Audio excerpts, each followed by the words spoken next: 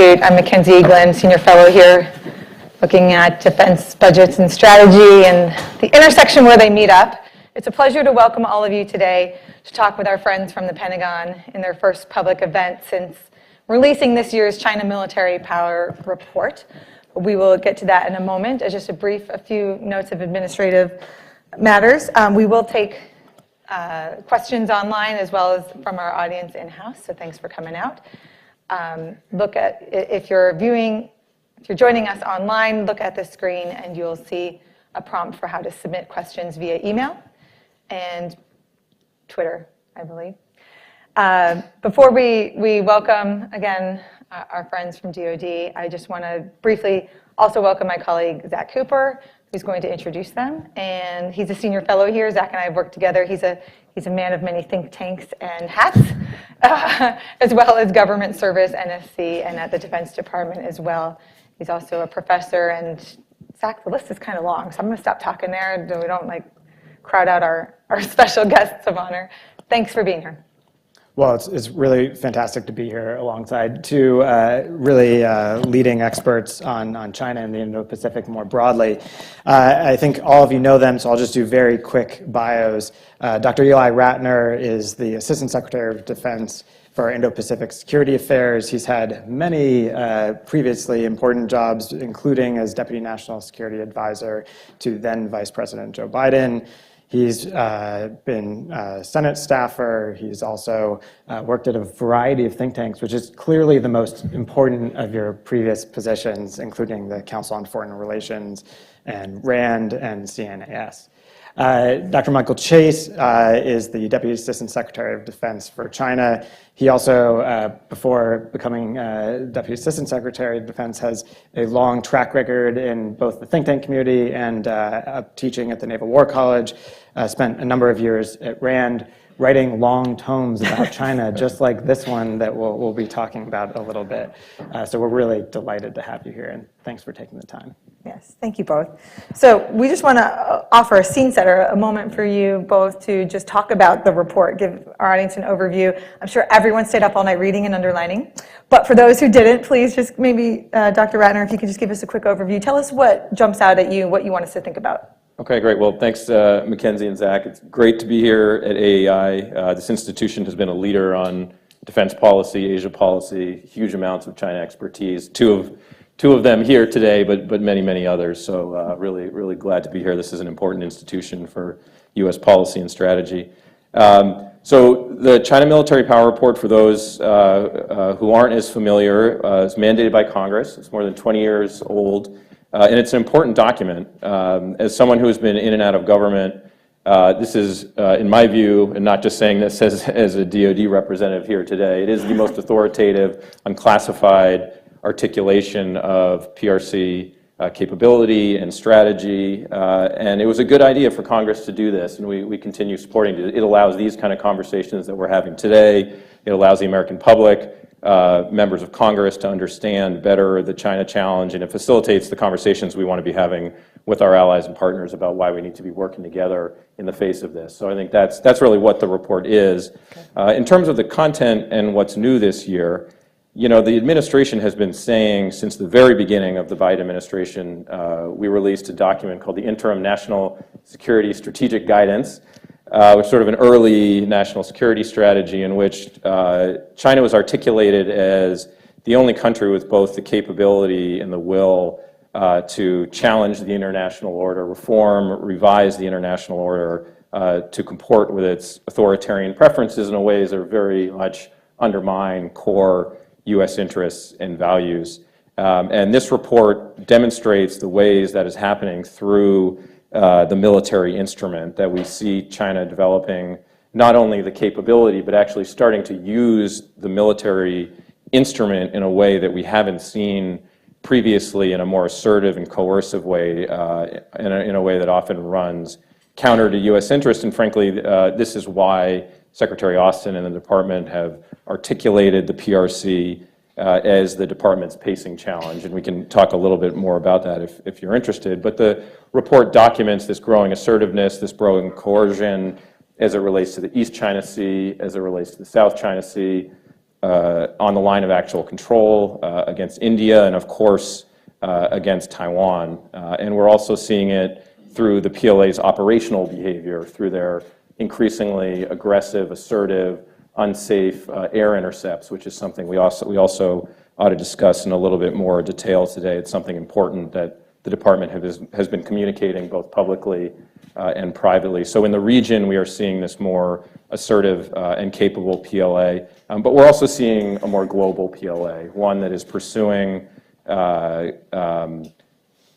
installations around the world, very ambitious aspirations to be projecting power, sustaining power overseas. So it's both the regional piece and the global piece that's highlighted in the report. But let me turn it over to Mike here for some additional insights. Sure. Thank you very much for having us over, and also thanks to the team that that worked on the report, which is a pretty labor-intensive undertaking every year, but again, one that we are proud to be a part of because, as you just heard, this is really sort of the U.S. government's premier unclassified authoritative assessment of Chinese military modernization, and not just the capabilities the PLA is developing, but the ways in which they are employing them, including more coercively.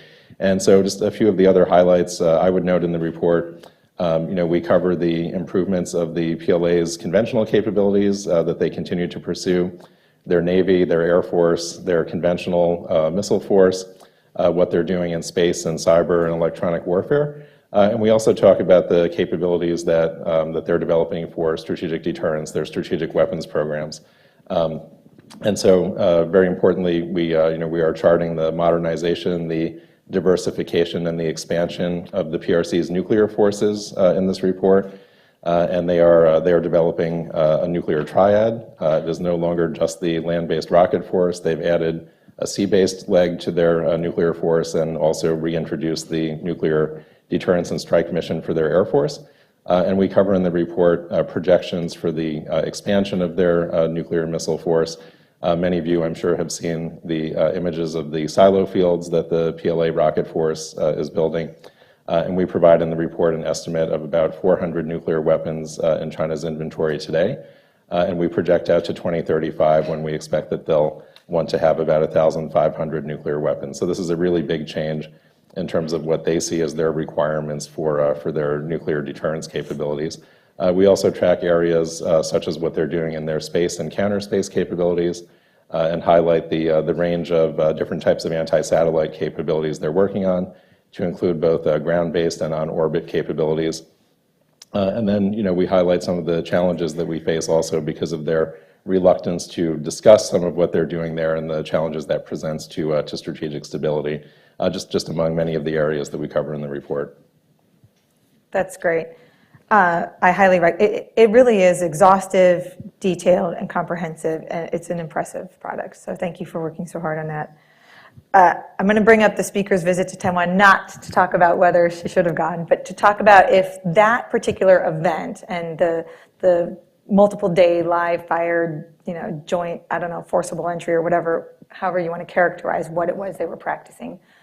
I saw capabilities that could be applied to quarantine, not just an invasion, which makes me a little nervous. But did you see any new capability and intent that in that real world event that wasn't, or just that either reinforced what's in the report or wasn't in there yet? And of course, I don't want to get into too many details because this crowd already knows it, but there were missiles fired within Japan's EEZ for the first time that had happened. Closest, other missile targets were the closest ever to Taiwan's main island during the event. 22 warplanes crossing the median line, 100 fighters and bombers deployed near Taiwan, 10 warships patrolling. The Eastern Theater Command for China, they carried out aerial patrols and several rounds of simulated attacks against vessels. So after that, the Navy 7th Fleet Commander said that, he said, there's a term in Mandarin. I don't want to butcher the term, okay, but it's called nibbling like a silkworm. They just kind of continue to push the boundaries and see what they get away with. Would you both agree? So tell me, new, not new to you, and just new to us, or reinforces what's in the report? Well, maybe I'll say what's not new about that, which is that what we've seen is a pattern Zach has been documenting this well over the last decade, but a pattern of behavior whereby Beijing uses these kinds of events as opportunities to take steps forward of assertiveness and aggression that were very much already on the shelf and very much consistent with a trajectory of behavior. And I think this goes in the category of things that we've seen over the years where they're using essentially an excuse of a geopolitical event to do something that they were planning to do all along. So I don't think this was new in that regard. I mean, certainly the degree of coercion and assertiveness is new. I think what's important about it, and what's important for this audience to understand, is that what we are communicating as a government from a political military perspective and through our operations as well, is that we're going to continue to fly, sail, and operate in a way that is consistent with international law, that is responsible, that is peaceful, regardless of this behavior. And I think that's what's really important. And in the wake of this activity, we have continued to do that with Taiwan Strait transits, other types of freedom of navigation operations in the South China Sea. And one of the things that, again, we have communicated to Beijing, the Secretary of Defense has communicated, that if this kind of military coercion is meant to deter the United States from acting in accordance with international law, that's not going to work. Mm-hmm. If I could just, before I turn it over to Zach, just push you a little bit on the sort of the timeline.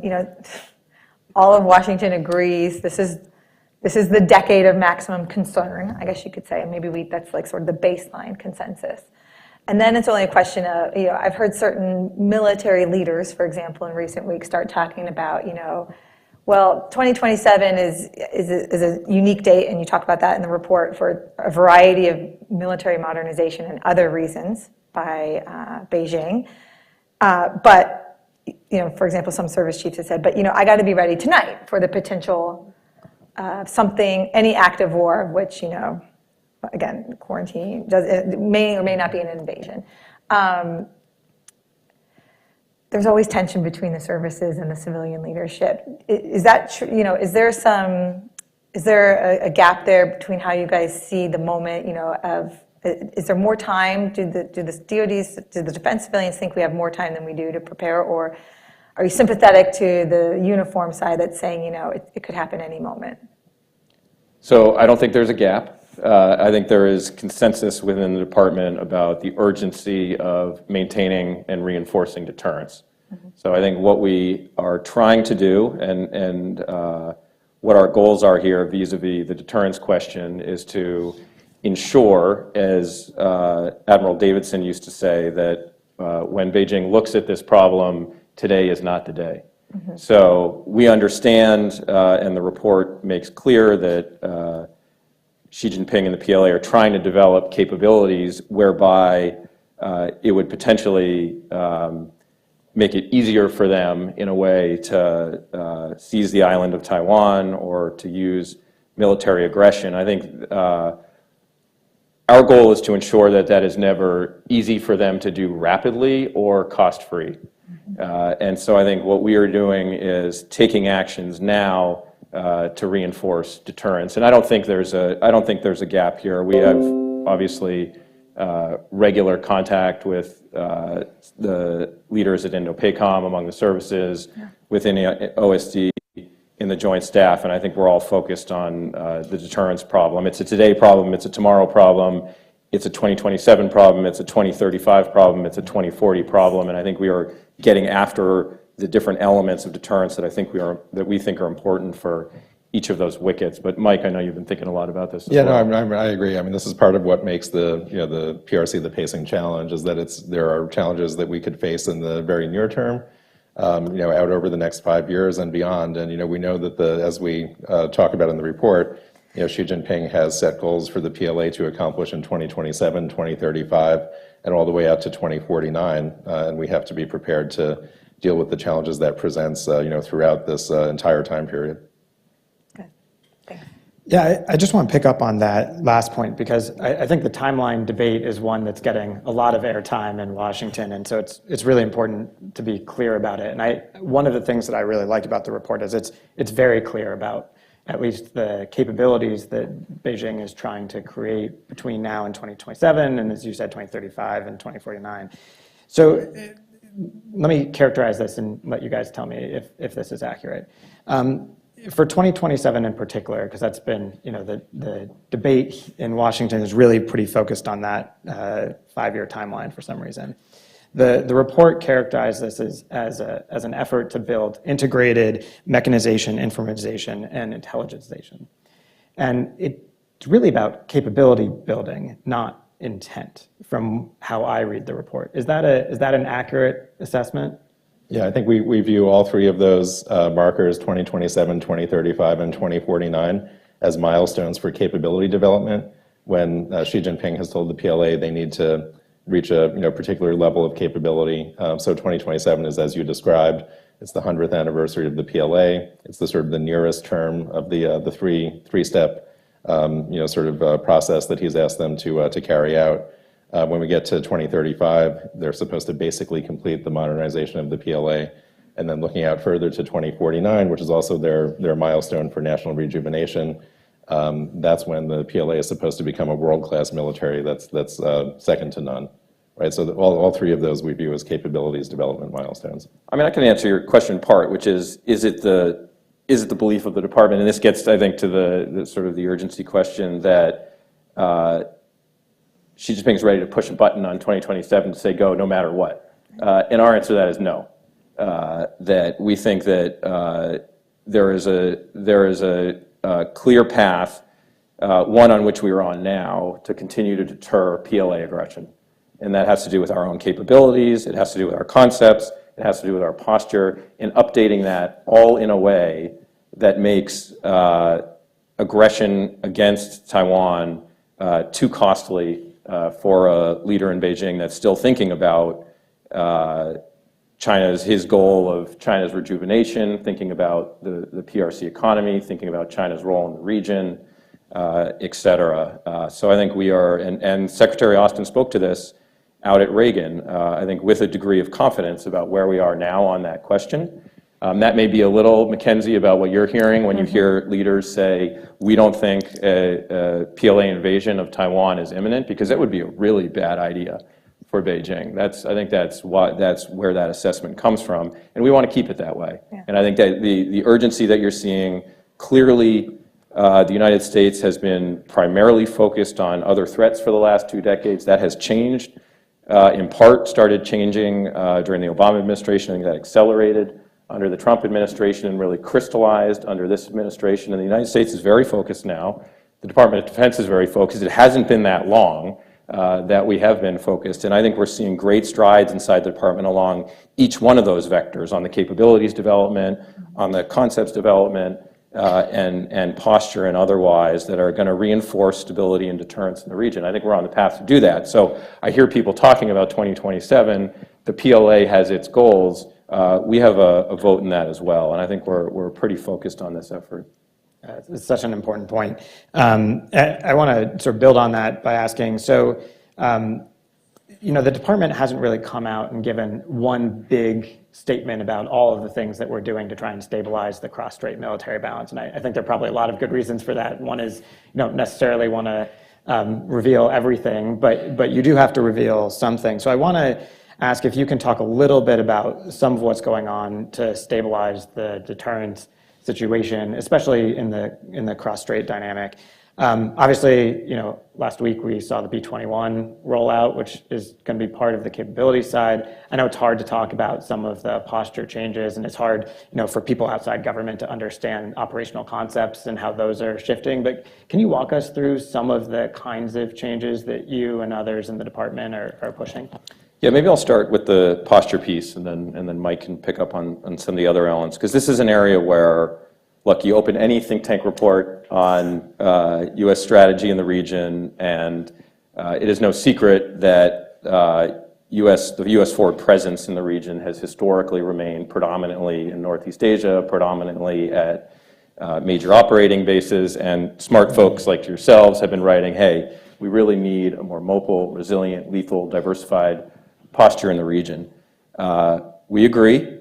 That's takes a lot of work. It takes a lot of diplomacy. It takes what Secretary Austin describes as hard government work.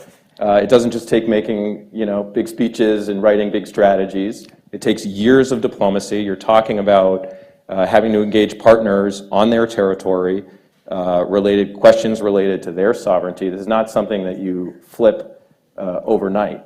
That said, I think it is fair to say that, in my view, 2023 is likely to stand as the most transformative year in U.S. force posture in the region in a generation. And I think in the way that it took the Obama administration a couple years, if you look back on the last period when there was sort of fundamental change, right, that occurred in 2011, 2012.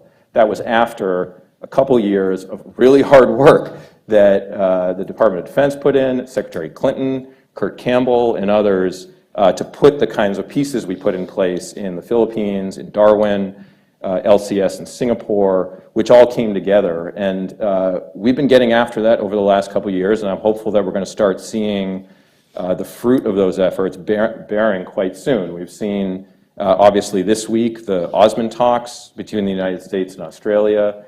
Not a lot of details released publicly, but a lot of work being done, and an announcement made about that the United States will be increasing the U.S. presence in Australia across all domains, land, air, and naval, looking at logistics and sustainment issues out of Northern Australia in particular, for folks who have been looking at that. Hugely important.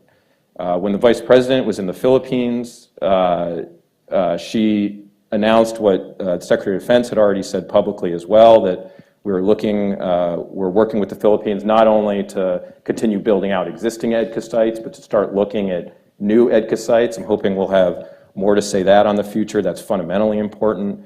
Of course, we're in the midst of finalizing the pathway for a conventionally armed, nuclear-powered Australian submarine, which may have some posture implications as well, and those announcements will be coming out before the end of March.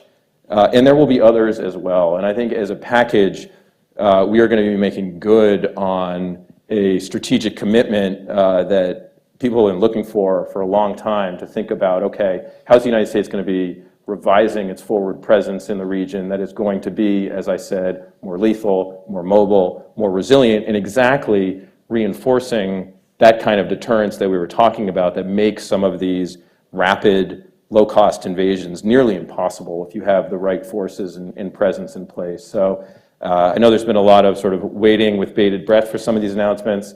Hopefully they're going to be coming early next year, but my team is very committed, the department's very committed, the secretary's very committed to getting this done, and I think folks are going to be quite satisfied with the results that are going to be rolling out throughout 2023. So more to follow on that, but we've seen some of it already with Australia, with the Philippines, and a number of important pieces will be falling into place.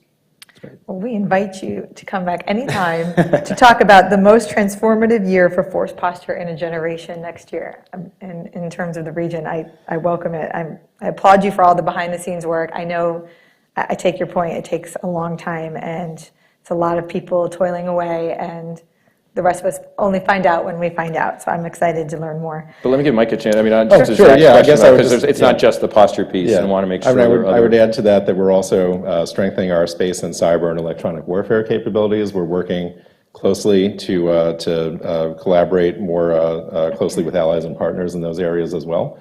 So there are a lot of things that are not as visible, but are also really important in terms of how we are working to develop our capabilities and our concepts, and to make sure that we are, again, taking, we've got this really important asymmetric advantage in terms of our alliances and partnerships. And so building on that to strengthen deterrence is also an important component of what we're doing. And then I would just add that, obviously Taiwan has a really important role to play here as well. Yeah. And so the work that we're doing to help support their transition to a more asymmetric a set of defense capabilities, and to pursue their institutional reforms, to work on training and so on, also plays a really important role in the overall picture. Thank you for that pivot, which reminded me that I wanted to ask about your friends in the legislative branch. we see increasing alignment between the department and Congress on the urgency and on the consensus about what needs to be done and what it might cost, and when it, slashing bureaucracy for everything from FMF to FMS to replenishing stockpiles of munitions, for example, right, that we're providing to Ukraine. So if you were kings for a day, what could Congress do that would be most helpful for you next year? Well, maybe just quickly start with what Congress is already doing. Sure.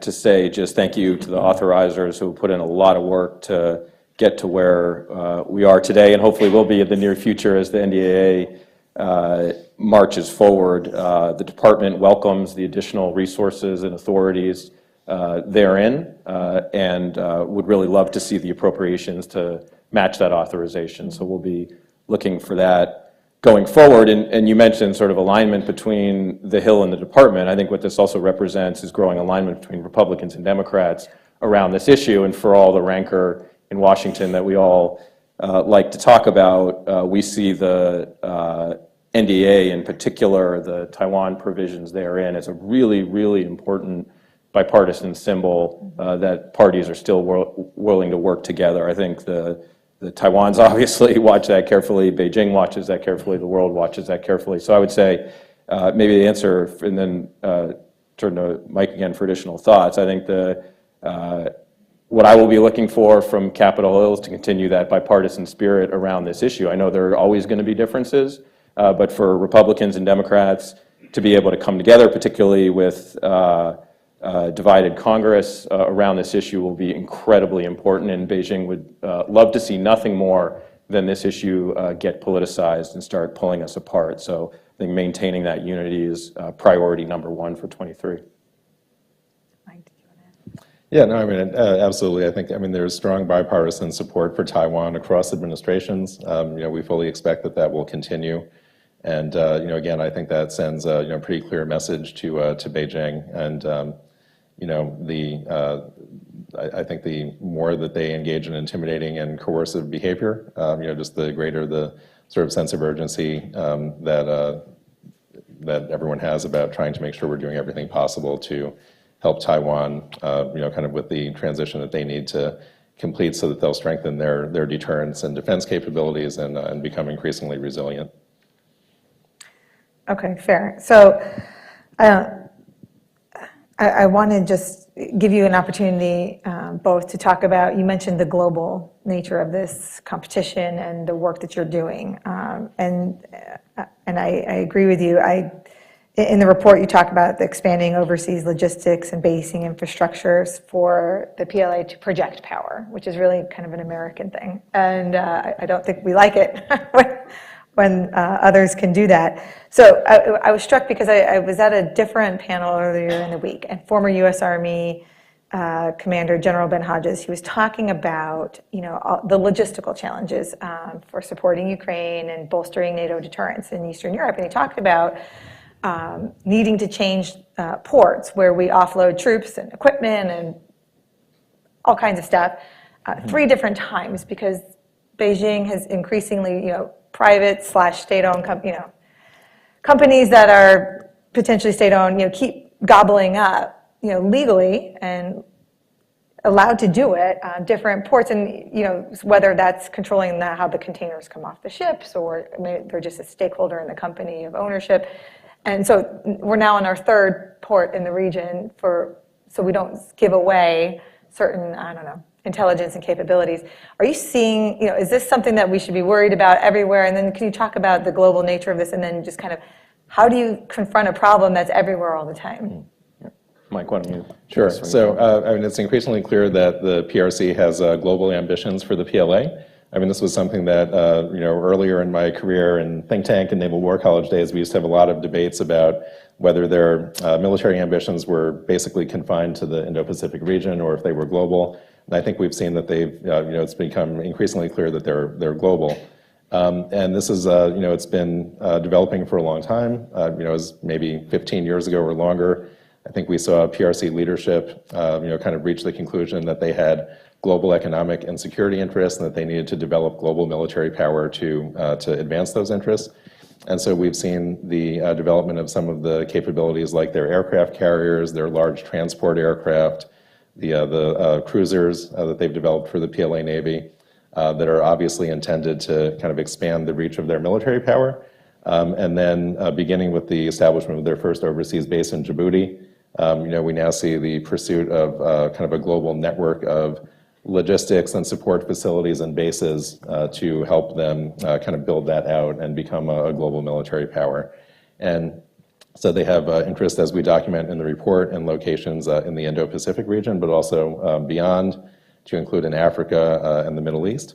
And so we're now in a relatively early stage of their development of that set of global capabilities, but they appear to be very determined to pursue it and putting the resources behind it. And we see them pursuing basing or other forms of overseas facilities in a number of different countries, as we outlined in the report.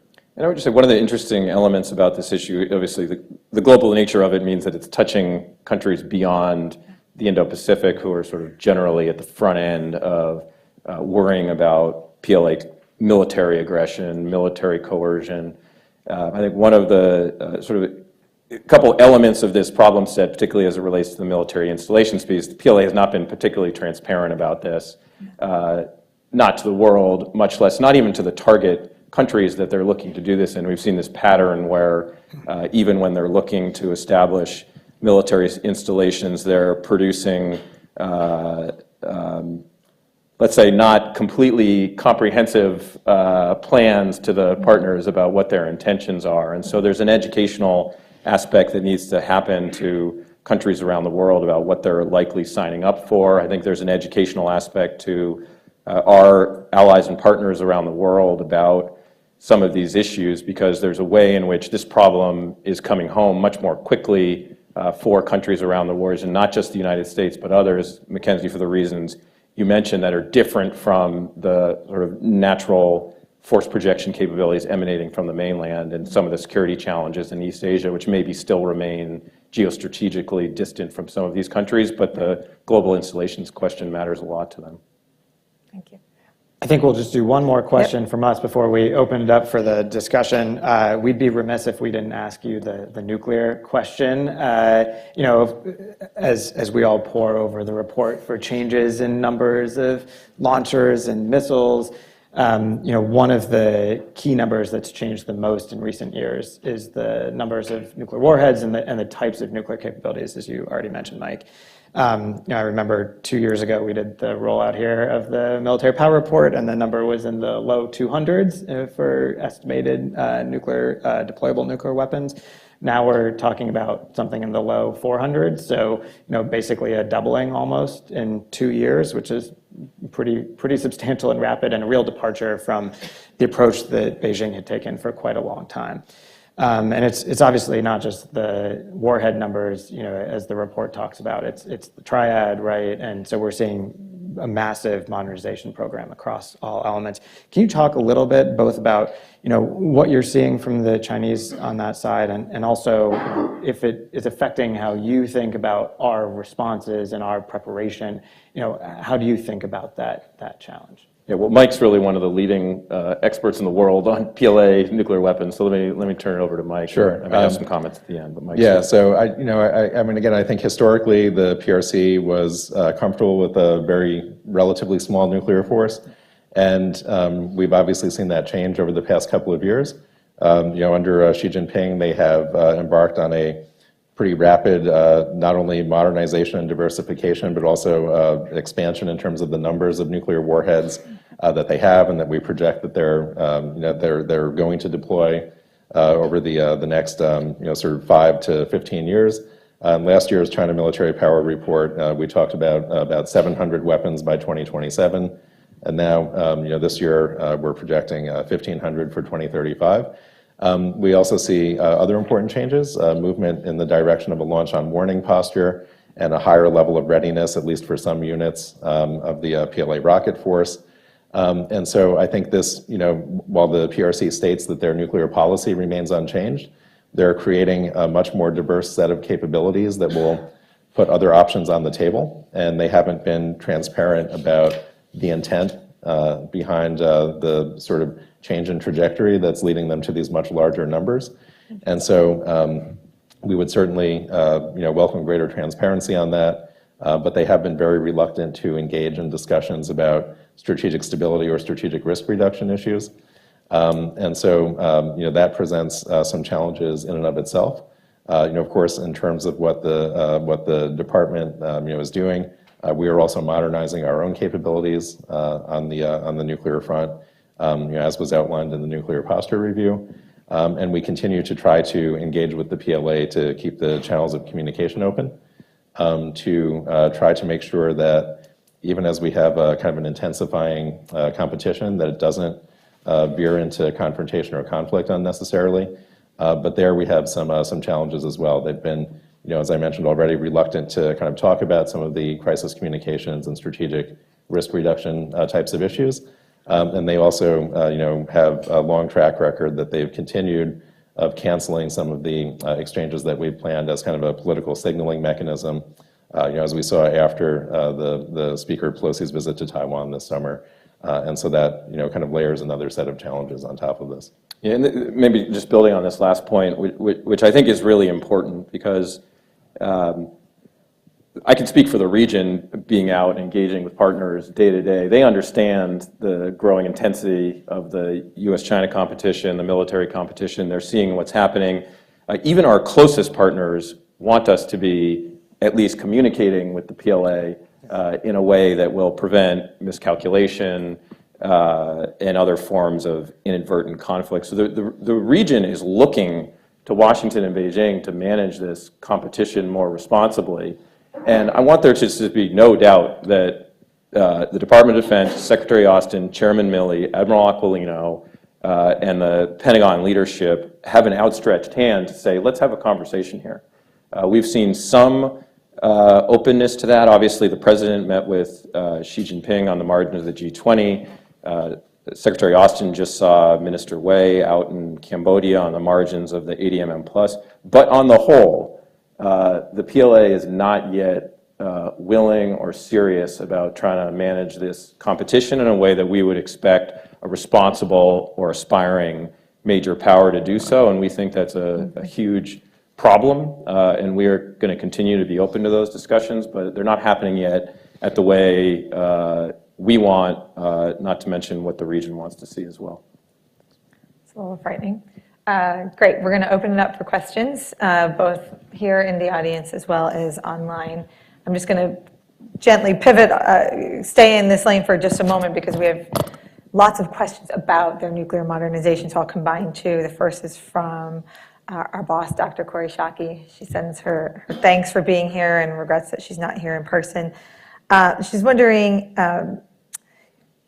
obviously it's a striking modernization effort, and your point, Secretary Chase, about, there's a lack of transparency about why they're doing it. I guess I won't ask you to speculate. We'll leave that for another day.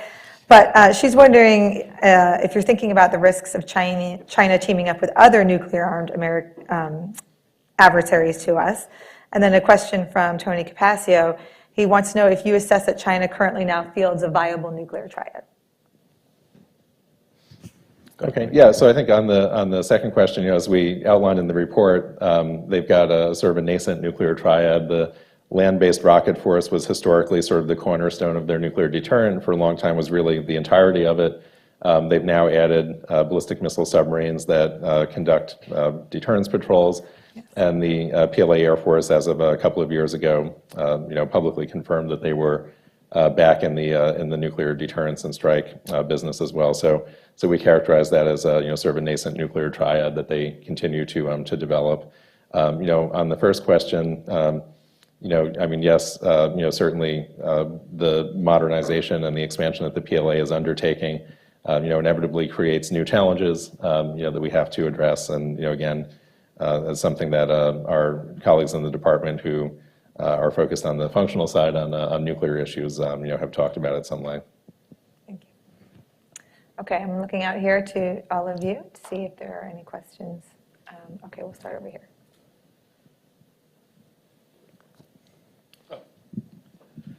Good morning, J.P. Hogan, I'm remembering when Obama became president, there were stories that I think China was asking him to be less socialist because it was interfering with their moves towards some capitalism. So I'm wondering, under Biden's posture, is it labeling China of an imperialism, of expansionist communism, that it should be a threat imminent or existential to Americans' religious liberty?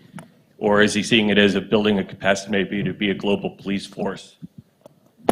Where Sorry, I don't totally understand the question. Could I maybe reframe it just a little bit? I mean, there's a lot of discussion in the national security strategy, right, about the competition between democracy and autocracy, right? And I think, this sort of goes to the basic theme, which is, how do we frame the competition, right? We were just talking about the challenges of trying to manage a competition, right, and do so responsibly, but it is a competition, and as the president has said, we're in it to win it. So I guess one way of reframing that would be, how do you think about framing this competition in the right way, in ways that both help us build the coalition of countries that are like-minded, but do so in a responsible way? So maybe one answer to this question, and we can, if you want to build on it, we can do that. I mean, as Zach said, the president has talked about the competition between democracy and authoritarianism and the importance of demonstrating the effectiveness of our system at home and the effectiveness of our coalition of democracies abroad. So that is an element of the Biden administration's foreign policy. I think as it relates to the Indo-Pacific and the China challenge, what we are trying to do is what has been articulated as a free and open Indo-Pacific, a phrase that was generated in Tokyo, adopted by the Trump administration, and there's been continuity in that regard in the Biden administration as well, and that articulates not a question of the domestic governance system, but rather the rules, norms, and institutions that we want to see prevailing in the Indo-Pacific, in which all countries are welcome to be part of. It is not divisive. And I think one of the interesting things for those who enjoy reading government speeches, I would strongly, to answer that question, urge you to go back and take a look at the speech that Secretary Austin gave at this year's Shangri-La dialogue, where what he talked about was this vision of a free and open Indo-Pacific, but it not being America's vision, that it's a shared vision for the region. And if you look at the way the ASEANs talk about the region they want, the Japanese, the Indians, the Australians, even the Europeans, when they articulate the kind of order that they're interested in seeing in the Indo-Pacific, it is about one that is open economically, which the sea lanes are open, which disputes are resolved peacefully, in which actors are working in accordance with international law. And the concern that we have is that what we are seeing, not only by what the PRC is saying, but what it is doing, is it is not aspiring toward that vision. It is not aspiring toward a vision where countries are able to operate freely in accordance with international law. And we see that on a regular basis because it is using its military, engaging in reckless, dangerous intercepts of US and allied aircraft who are operating in international airspace, at times enforcing UN Security Council resolutions vis-a-vis North Korea. So that to me tells you everything you need to know about the kind of region that the PRC is envisioning. And then we see other forms of military coercion. So I think that's when we voice our concerns about some of this behavior, it's not in a tactical sense, but rather it's about this question of this type of region that the world is aspiring toward, and one in which we think the region shares, and again, talking about it not as an American vision, but as a shared vision. And I think fundamentally, that's what this competition is about. That's a fired up Secretary Ratner. I love it. David Martin from CBS, you're next. So you've, wait for the mic, Dave. Sorry. Oh, sorry. You've twice mentioned the aggressive intercepts. Be more specific. I mean, how many have there been? And if the 2001 incident in which the P-3 was forced down is sort of your baseline, how dangerous are these? And is it only a matter of time before another plane gets forced down? Well, we hope it's not only a matter of time, but this is really dangerous behavior that I would likened to driving with road rage in a school zone, all right? That's what we're talking about here. We have PLA aircraft coming within tens of feet of US and allied aircraft. We have them releasing flares and chaff. We have them doing dangerous maneuvers around aircraft. And to exactly this point, it is tempting a crisis that could have geopolitical and geoeconomic implications. And frankly, again, it could not be more important to underscore that these are operations that are being conducted in accordance with international law in international airspace that are being done in a very responsible manner. And the response that we were getting from the PLA is that they don't accept that activity. And I think that's a real concern. It is something that the Secretary has been conveying privately his concerns to the PRC leadership, to the PLA leadership, but also when he was in Cambodia just a few weeks ago and had a chance to address all of the ASEAN defense ministers and defense ministers plus, so the plus countries as well. This was an issue he raised. I think it is a real issue. It's real dangerous. And if it continues, then it does raise the risk of this kind of accident or incident, and that's something that we all have an interest in preventing. So it is fundamentally important that the PLA curb this behavior, and it's something that we have seen only increasing over time, and it's one that we're going to keep talking about. Yeah, and sorry, go ahead, sorry. Was there any tipping point in which suddenly they started doing this on a more frequent basis? And if so, was there any event you think that triggered it? It is a pattern of behavior that has been growing, in particular, over the last year and a half or so. So it's a relatively new phenomenon. We've seen it in the air domain. Again, I think the other important response is not only that this is dangerous, but what I said earlier, and this is not just a talking point. It is true that the United States is going to continue to fly and sail and operate peacefully and responsibly wherever international law allows. And we have continued to do this despite that kind of behavior. So if Beijing's intent here is, hey, we're going to somehow intimidate the United States out of operating according to international law, that hasn't worked. It's not going to work. But this is, again, very reckless behavior. Yeah, I was just going to add that it also underscores how disappointing it is that the PLA has canceled some of the dialogues and mechanisms that are meant to allow us to ensure that we have kind of shared expectations about safe and professional encounters between our air and maritime forces when they're operating in proximity. So among the several exchanges that the PLA canceled earlier this summer, they canceled the MMCA, which is kind of our operator-to-operator level dialogue about air and maritime safety, in which both sides have the opportunity to raise cases of behavior that they consider unsafe, unprofessional, or otherwise problematic. And so that is that's a venue where we would normally be able to raise these incidents in great detail, and also where the PLA, if they feel as though we've done something that doesn't live up to the standards of operating safely and professionally, would have their own opportunity to raise their objections as well. But they canceled it, right? So these are the kinds of things that when Secretary Austin spoke with General Wei at ADMM Plus, he highlighted the importance of getting these dialogues back on track. So we obviously want to see a change in behavior there where they don't engage in unsafe and unprofessional behavior that risks collision like what happened in 2001, either with us or with one of our allies or partners. Yeah. But we also want to ensure that the PLA will kind of do what the region and the world expect, which is to try to manage this competition responsibly. And that requires engaging in direct dialogue on these issues, not canceling it when they're displeased about something else.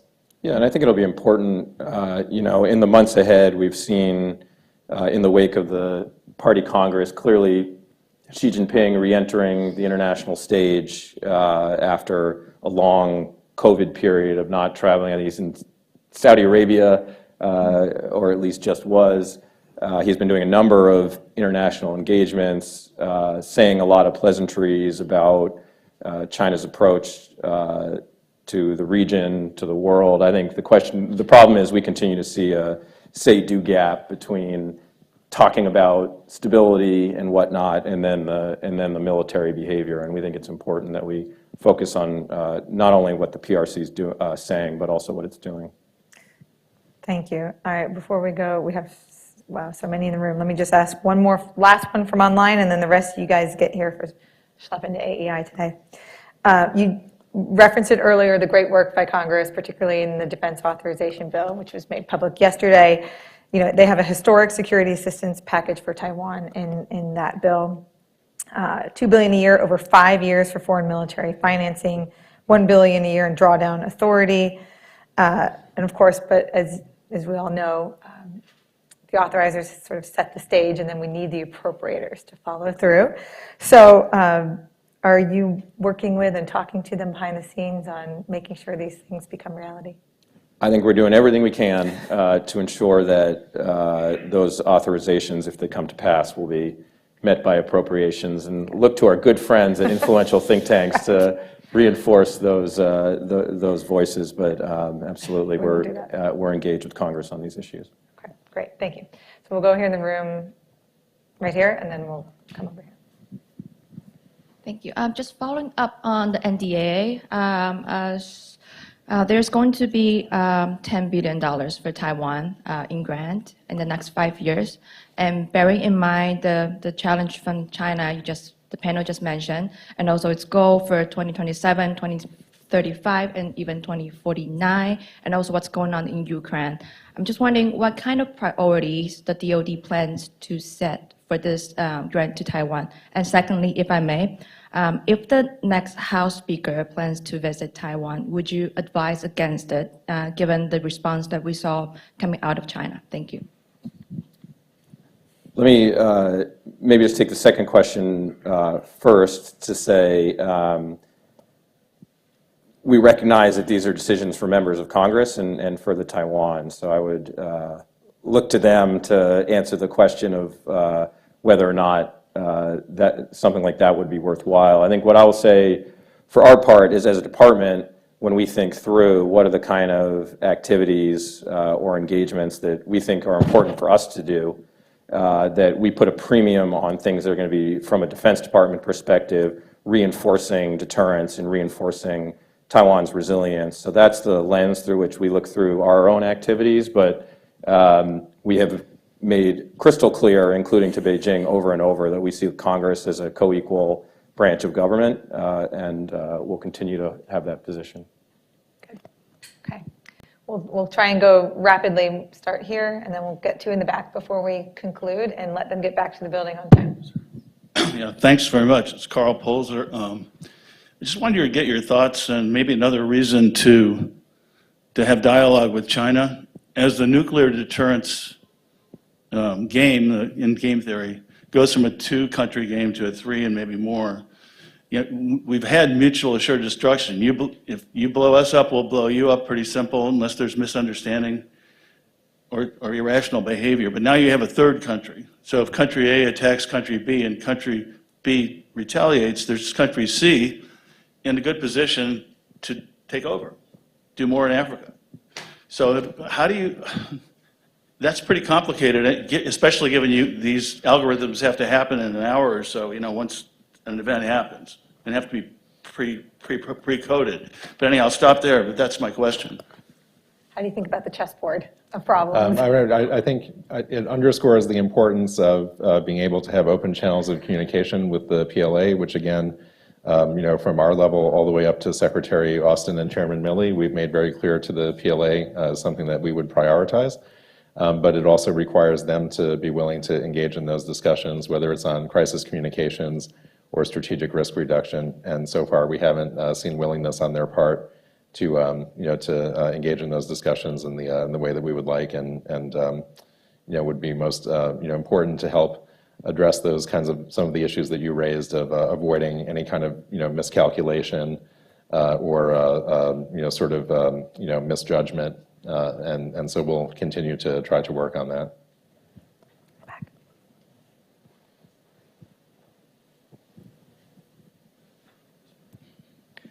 Thanks so much, Ken Scabe from Marvini Corporation. So I have 2 very quick questions. The first one is, do you have any concern or thought on the new Chinese member of the Central Military Commission as their new vice chairman who was a commander of the Eastern Theater and a new member who has been sanctioned by the US government. And my second question is, as you may know, the Japanese government is discussing about the new counter-strike capability. So do you think what kind of the communication or coordination we should have? I mean, we should have between the U.S. and the Japanese government to operate this new capability. Thank you. Yeah, I'll take the question about the CMC. So we do include in the report, information about PLA leadership, and of course, coming out of the Party Congress, we watch very closely both what they articulated in terms of their vision for their defense modernization. Xi Jinping talked about strengthening what he referred to as their strategic deterrence system, which gets to some of the nuclear and space issues that I mentioned earlier. And then, of course, also we saw new CMC membership, and I think that you can look at the membership of the CMC and see that they continue to emphasize the kind of advanced high-tech weapons capabilities, developing the PLA's operational proficiency. You can see also that they continue to attach a lot of importance to political work and to anti-corruption or discipline inspection, as they refer to it in their system. So certainly you can learn quite a bit from the composition of their military leadership. They do have a new CMC member who is under U.S. sanctions, and we'll manage that in accordance with our own legal and policy frameworks. And just on the Japan question, I would say we are obviously engaged in ongoing and regular and deep conversations with partners in Tokyo about the future of the alliance, about Japan's roles and missions therein and the associated capabilities with those roles and missions. We're obviously watching very carefully as Japan is updating and revising its own budget and strategic documents. I think we're very encouraged by what we're seeing so far and looking forward to seeing the results of what will ultimately be a sovereign decision for Japan, but one that I think will have great benefit to the alliance overall. Thank you. We have time for one more. Well, thank you all for this panel. My name is Antonin Scalia. I work at Palantir Technologies. I'm curious how you all are thinking about this idea of cognitive domain operations, both how does the PLA understand this, what do they mean by this, and then how is the US government thinking about what our response should be to cognitive domain operations? Sure. So it's one of the operational concepts that we have highlighted in various editions of the China Military Power Report. The kind of overall approach that they're taking, they refer to as multi-domain precision warfare, which we talk about in there some as well. But the cognitive domain warfare part of it is something we've seen them emphasize in their professional military literature in recent years. It has elements of psychological warfare, of cyber operations. There's a variety of different kind of components of it, sort of political warfare. And it just, I think it illustrates how central the competition in the information domain, is in the kind of broader military context. And so that's something that, that we'll continue to address, along with our allies and partners who I think, sort of largely share our assessment and our concerns on that front. Dr. Ratner, I want to give you the opportunity to close out with any final thoughts, anything we didn't touch on, Ukraine, North Korea, or just anything you want to foot stomp on your way out the door. Well, I'm tempted to ask you, Mackenzie, a whole bunch of questions, including what should Congress be doing to support our efforts in the Indo-Pacific. I know you've got a lot of great answers to that and are doing terrific work on this, so look forward to all you're doing here at AAI. I guess I would just say that the administration is making a commitment to the Indo-Pacific. This is something that is in our strategy documents, but I think what we've seen over the last several months and since the beginning of the administration is a real commitment to that. We obviously had the president out in the region, the vice president, Secretary of State spending a lot of time there. We're getting the Secretary of Defense out there quite a bit. And I think we're trying to, as we're doing that, providing the sort of manifestation of what people have talked about, the rebalance, the priority theater, and what does that look like in terms of capabilities, posture, concepts, and otherwise. If there's sort of one thing out of the National Defense Strategy that I think is really important is the identification of the PRC as the pacing challenge, as the priority, recognizing the acute threat from Russia, and obviously the Ukraine issue is on the front of everybody's card these days. But while that is all happening, I think the department is making good through strategy and importantly through budget and all the work being done in the department that the PRC really is the pacing challenge and the focus, and that's for all the reasons that we talked about here today and are in the report. Well, I want to thank you on behalf of Zach and Corey and myself and your team for all the hard work that you did, not just to write the report, but to make progress on these terrific announcements coming next year. I'm going to be listening, watching, and talking with you about them. Please join me in thanking our friends from the Pentagon.